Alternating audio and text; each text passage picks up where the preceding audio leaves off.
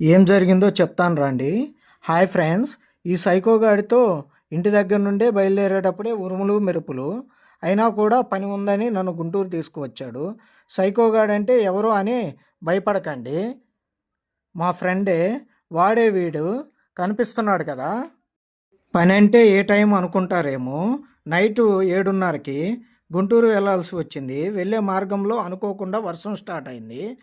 వర్షం స్టార్ట్ అయ్యి 15 నిమిషాలు నాన్ స్టాప్గా పడింది. పూల వర్షం ఎప్పుడైనా చూసారా? అయితే చూడండి. 15 నిమిషాల తర్వాత మళ్ళీ స్టార్ట్ అయ్యాము. స్టార్ట్ అయిన 10 నిమిషాలకు మళ్ళీ వర్షం స్టార్ట్ అయింది. మళ్ళీ ఒక చోట నుంచి ఆగాము. ఈ వర్షం ఏంటో మా మీద పగబట్టినట్టుంది. మేము ఎక్కడికి వెళ్తే అక్కడ పడుతూ ఉంది. నాస్ సెంటర్కి షార్ట్కట్లో వెళ్ళాము. వాటర్ చూడండి ఎలా నిండిపోయాయో. గుంటూరులో పని చూసుకొని రిటర్న్ అయ్యాము. Please like, share, subscribe.